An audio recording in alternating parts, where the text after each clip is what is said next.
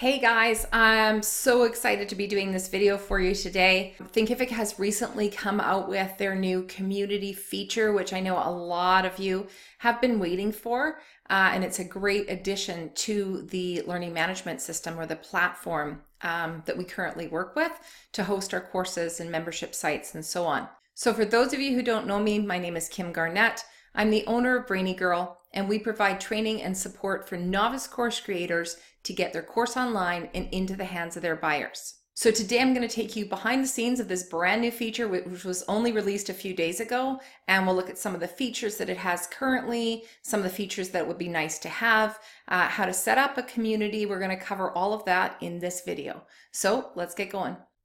Okay, so to start off with, you need to know that you have to be on the Pro plan or higher on Thinkific in order to use this feature. So if communities are important and you'd rather this kind of community than a community on Facebook, you definitely want to upgrade your plan. So you need to be on the Pro plan or higher. The other thing is that you're going to need to probably update your theme. You need to be using Site Builder, so the newer themes, and you probably need to do a theme update in order to access this. So those are the two things that you need to know before you even get started here. And on this Thinkific help topic that I'll link to below, there's actually a link here which leads you over to how to be able to update your theme. So I'll link to that below. So once you've done your theme update and you have made sure that you are on the Pro plan or higher, you're going to come into your Thinkific dashboard and let's walk through how you set up a new community. So under Support Your Students in your Thinkific dashboard, you're going to go down and click on Communities. Now I've set up a test one here to play around with it, but you likely won't have one here. And so to create a new community, you just click on New Community. Now, if you want to learn more about this feature, you can use this drop down here, the three dots, and you can click on this and this will open up the help article to learn more about communities. So in this case, let's click on New Community. And here's the settings. It's very bare bones right now. It's very basic. I'm hoping that there's lots of new cool features added as we go along, but right now, this is your basic settings. So you're going to set up your community name here and keep in mind that you can give people access if they've just created an account on your Thinkific site but haven't enrolled in a course. You can give them access if they've enrolled in a specific course or a specific membership. You can do site-wide access. So keep that in mind as you're thinking about what to name this community. And you've got a maximum 100 characters to work with there. Then you're going to do a community description. And you only have 200 characters to work with here. So you really want to be intentional about what this description is going to say. And when I log in as a student later in this video, you're going to see where that's going to show. So for this case, I'm just going to put in a test description here, right? This might include things like a shortcut to community rules. It could ask people to introduce themselves. So there's a number of things that you might want to put in the description. I think if you created like a community rules document on Google Drive or communities rules document as a custom page on your Thinkific site and link to that from here, that would be cool. It could give them a lot more information about the community. Then you're going to decide who has access to this particular community. So according to Thinkific, this says students who are logged into your site can access your community regardless of their enrollment status. So I'm not still really clear on whether that means that they actually need to be enrolled in anything or not. I suspect it's not. So basically, if they have created a user profile on your site, I suspect that that's what this logged in students is about, but I'm still needing clarification on that. Enrolled students, so that's the other status type, you could limit access to a specific course or bundle on your site, or you can do it for only you if you just want to sort of test this feature. So for this feature at this point, I'm going to put only me because I already have a test community that I'm going to share with you and show you how it works. So down here is the appearance. You're going to choose your primary color. So that's normally your branding color. So I'm going to pop my branding color right in here. And then you're going to select your font that you want to use. And then this is your image, which is probably going to be a logo that's going to appear at the top right section of the community. So I'm just going to upload my logo here. There's no specs to work with as far as size specs go, so I'm just kind of guesstimating here. And that's really all the information that you need to create your community. So when you're done that, just click save. Now, when you save this, you're going to be given the share link. So this is the link that you would share with students to join this community. They're also going to have access to this community in their dashboard. They'll see that as well, but it wouldn't be a bad idea, especially if you're just getting this started. You want to probably send them an email or some communication letting them know that this is a new group and to please click here to join. So now that the base community is set up, we can click here to go to the community. In this case, I'm going to go back to my test course community that I created here, and I'm going to click on go to community. So this is from an admin perspective. So we can see here at the top, it's got our branding colors, and that's in this button to create a new post as well.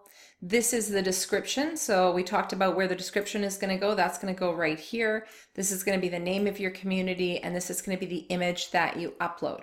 So you can see here that I've been playing around with this a little bit. Here's a post, the first post that I did in this community. It says that I'm a moderator when it was posted. This was my actual post right here.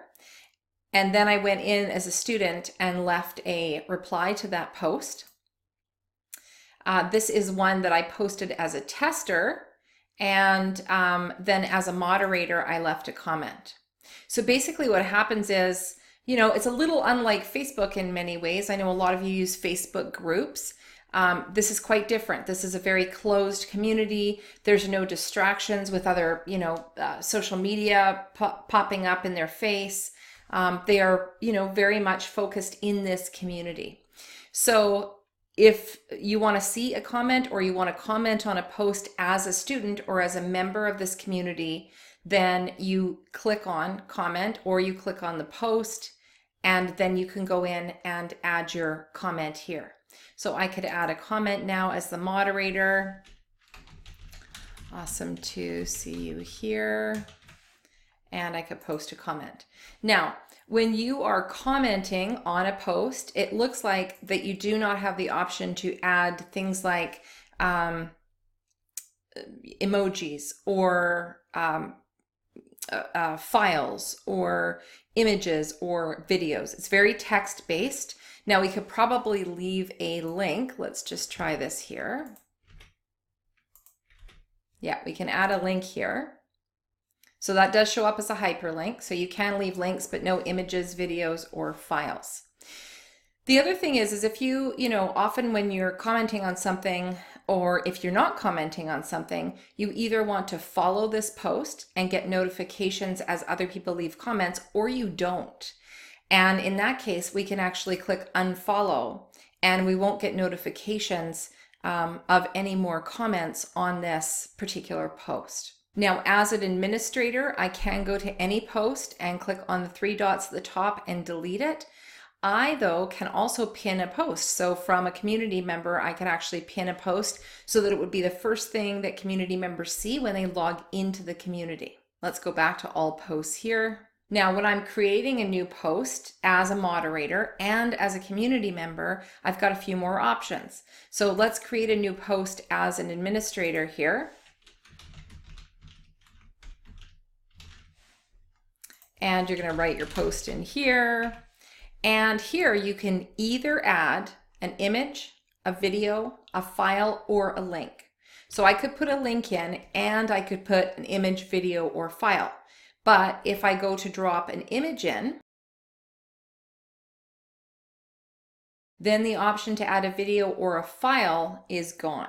So you really have your option. Let's try this. Let's take away the image and let's try and upload a file. Yeah, so it looks like whether you choose image, video, or file, you only have an option of one. You can't put multiple mediums in this one post, but you can add a link or a hyperlink as well as an image, video, or file. So we've got this in here now. We've added a file, and now we're going to click Create Post. And we can see that that post has now gone live. And because we added a file, others can download it. Now it doesn't actually look like there's anything to download. So unless they know that they need to right click and save it, it doesn't look like it's a downloadable file. So that may be a glitch and maybe something because I uploaded an image versus a Word document. It could be any of those. Let's go back to the post and create a new post, and we'll try it with, so I just uploaded a Google Doc here to try it out. Create that post. Now let's try and download this one. So that does download. So it looks like if you upload a document or a spreadsheet or something like that, it will download. If you upload a file that is an image file, it looks like it doesn't download. So that's interesting. So that's what it looks like from an administrator or a moderator perspective. So let's log into this now as a student and see how it looks from a student perspective. So here's our Thinkific site, and I'm going to go ahead and sign in and click on sign in. Now, if you scroll down the page, you'll see the test course that I'm enrolled in, and you'll also see my communities, which is a new section now in a student's dashboard. So this is where I could go into the community. So as you can see, it looks very similar to a moderator's view. Shows this piece up here, the description, shows which posts I'm following. I can see all posts. I can go ahead and make a comment. Right? I can create a new post if I want, so exactly the same way. So I've just added an image here as a post. Great, so it's here. So I can scroll through. There's not really a search option at this point. Now I wonder if I click Control F or Command F if you're using a Mac, and I type in something like student. So that does work. You can use Control F and it will find the word. So if you're looking for something about a specific topic, you could actually ask your community members at this point without a search bar. They could type Command F or Control F and find, be able to find what they're looking for a little bit easier. So that does work. The other thing I would encourage them to do if you're using communities is to update their account with an image of themselves. So to do that, they can go right up here and go to My Account. And this is where they can add an image, update their email, first name, last name, etc.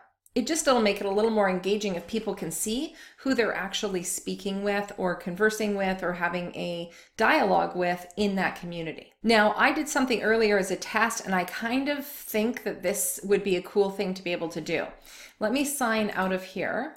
And you'll notice in the navigation bar at the top of my site now, I've added this Your Community link. So the way I got this link is I went back to my community, clicked on the community, and then copied the share link for this test community. And that's the one I used in the top navigation bar. So if I'm not logged in as a student and I click on Your Community, it actually takes me to the sign-in page. So I have to sign in to create an account in order to see if I can access Your Community. Now in this case, I have a student test account. So I'm just going to put in my username and password and click sign in. And when I do that, it takes me right into the community. So I really like that. I think that's kind of a cool thing to be able to do, to be able to filter people into that community and get them to get that to open right away just by using the community share link. Okay, so our Course Creator Inner Circle members have been asking some questions about communities. And so I thought these were probably some good questions to address on here because you may have the same questions as well. So the first question was, can you walk us through how to set up your community? So we did that part. My students aren't active on Facebook or LinkedIn for private groups, so I'm hoping this would be a good alternative. So yes, I would absolutely agree. That comes up a lot, like my people don't hang out on Facebook or my people don't hang out on LinkedIn. How do I create this private community? So this is really a great option to, again, keep them very much on the platform. I think the other big benefit of that is that when they're on the platform, they're more likely to purchase other courses and to keep moving through the courses that they're currently in because you already have them on the platform. So I think there's lots of benefits to be able to sort of keep them on the platform, keep them focused on just what's in that community versus whatever else is happening in Facebook or in LinkedIn. Okay, so one of our other members had a question. They wanted to know if there was any hidden features to make the interaction really engaging, dynamic, and robust. So I think at this point, it's really just been rolled out. So Thinkific is very receptive to customer feedback. So if you do have questions or suggestions for what you would like to see included, I would definitely submit those to them. I'm pretty sure they'll have a product feature, group happening, and they're always open to suggestions. So I think for now, it's not really about necessarily flash. It's really about keeping them focused and giving them an option on the platform that's not a social media platform as such. Again, we saw that we could add images, videos, links, and files, but that's pretty much as dynamic and robust as I see it being at this point. Someone else said, I sent a feature request for an emoji dashboard and editing capability. Yeah, absolutely. So right now you can't actually edit a post. You can only delete a post and restart it. So that would obviously be really, really important to be able to edit a post. And I love the idea of an emoji dashboard because that does make it more interactive. And that's how we're sort of used to communicating by text, emojis in email, emojis in communities. So the same member said, I'm seeing that a moderator can create, follow, pin, unfollow, or delete a post, and that community members can create or delete replies. That's all there is right now that's available. Okay, so there's another question here. Let's say you have a private Facebook group for your course and don't want to give that up, but want to add the community too. What are your thoughts on how to integrate the two so that each is used to best advantage? So it's a good question. I wouldn't necessarily have to be running two communities for one course or one membership. I think you would probably want to choose your platform and stick with that. People just don't have time to be going to this community and that community. We always say go where your students are. If they're already on Facebook, I tend to think it's better to stay there to engage them because they're already there. However, there are some advantages to moving that Facebook community over to your Thinkific site. Namely, if Facebook decides to change the rules on groups again, you have no control over what happens there. So again, it's one of those assets that you don't really own. You're just sort of borrowing it at the mercy of Facebook or LinkedIn or wherever your group is currently held. So I would say, it is important to go where your students are. And I think always as any change that we make, we've got to ask our students, ask our audience, ask our client base, and they'll tell us what they want. Us trying to guess what the best way to do it, I don't think ever is the best option. Ask them, they will tell you, try it out. If it works, great. If it doesn't, and you need to wait for more features, then maybe don't try it quite yet. Now, I still have a few questions that I'm going to dig into a little bit more and see if I can get answered. One of them being notifications. So how are community members notified? Are they notified by email? Do they need to bookmark the community link? I'm still a little unsure of how they get notification unless they're logged in. I don't see anywhere under the notifications that anything's been added. So that if they reply to a comment or if a new post happens, that they get notified. I don't see that yet in the notification section. So I don't know if that's on the, product feature list or not. Okay, so I actually just found out the answer to this question. I just got a notification, and this would be my tester account here, saying the new comment to a post you were following. And then I can click here and log in and join the discussion again. So they do get email notifications. Now, I can imagine it might be a little bit annoying if someone's getting like email with a discussion post. So they can go in and edit their notification settings and turn that off in their Thinkific account. So that would be a really good thing to point out to members, maybe with like a little video overview or something of how to do these things, when they'll get notification. If it gets annoying, they can turn it off. You definitely want to, help them through that process. Again, I would like to see a little bit more sort of standard features in communities such as a search bar, emoji bar, maybe being able to add multiple kinds of media in one particular post, being able to edit posts for sure.